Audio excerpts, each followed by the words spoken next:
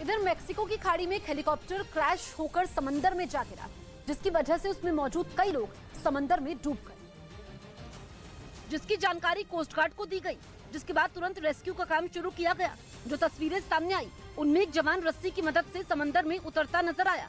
देखते ही देखते कई जवान समंदर में उतर गए। इसके बाद उन जवानों ने समंदर में डूबे लोगों को नाव में बैठाया, फिर रस्सी की मदद से सभी को हेलीकॉप्टर में खींच लिया।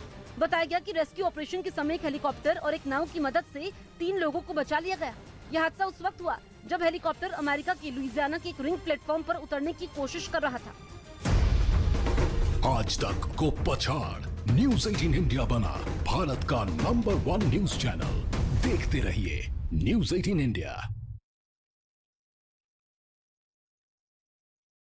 बना रहा है, लेकिन इस बार का हमला रूस के लिए काफी अहम था, क्योंकि इस बार उसके ड्रोन पुतिन का मैसेज लेकर। ये जनाब फूल की खेती करके 1 एकड़ में 1 साल के 30 लाख तक कमा रहे हैं। आपको भी ये करना है तो फ्रीडम ऐप को अब भी डाउनलोड कीजिए। यूक्रेन पर टूटे, ये पुतिन के बदले का मैसेज था, उस एयरबेस अटैक का बदला जो इस महीने की शुरुआत में ही रूस पर हुआ था। दिसंबर शुरू होते ही रूस की एयरफोर्स के 3 हवाई अड्डों पर ड्रोन अटैक हुए थे और रूस ने उन ड्रोन अटैक का जिम्मेदार यूक्रेन को ठहराया था। इसलिए पुतिन ने ज़ेलेंस्की को उन्हीं की भाषा में जवाब देने का मन बना लिया और ड्रोन का जवाब ड्रोन से दे डाला, जिसके लिए रूस ने यूक्रेन की राजधानी कीव पर शाहिद ड्रोन छोड़ दिए।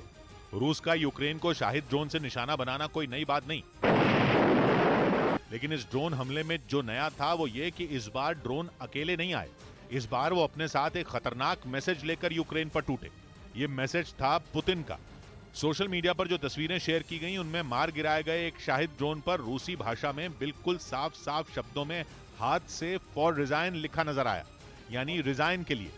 और रिजाइन रूस का वो इलाका है जहां मौजूद एयरबेस पर 5 दिसंबर को धमाके हुए थे। ये बहुत अहम एयरबेस है क्योंकि वहां परमाणु हथियार दागने वाले रूस के बॉमर तैनात रहते हैं। और तब दावा किया गया था कि धमाकों से रूस के कुछ बॉमरों को भी नुकसान पहुंचा था। तब यूक्रेन की एयरफोर्स के वेरीफाइड ट्विटर अकाउंट से 2 तस्वीरें पोस्ट की गई थीं, जिनमें एक फोटो में रूस के एक बॉमर का कचूमर निकला हुआ दिखा भी था। उस पोस्ट में यूक्रेन की वायुसेना ने जश्न मनाते एक इमोजी के साथ लिखा था कि रिजाइन क्या हुआ, यानी कि यूक्रेन सीधे सीधे रूस का मजाक उड़ा रहा था, उसे पहुंचे नुकसान का जश्न मना रहा था। और पुतिन पहले दिन से अपने परमाणु हथियारों का दम भर रहे हैं। ऐसे में उनके इतने अहम हथियार को चोट पहुंचेगी तो वो हाथ पर हाथ धरकर तो बैठे नहीं रहेंगे। इसलिए रूस ने भी यूक्रेन पर ड्रोन बरसा दिए और सीधे सीधे यूक्रेन से बदला लेने का ऐलान कर दिया। लेकिन रूस ने अचानक यूक्रेन पर वार नहीं किया, बल्कि उसने पहले ही बदला लेने की चेतावनी दे दी थी, जिसकी सैटेलाइट तस्वीर भी कुछ दिन पहले सामने आई थी।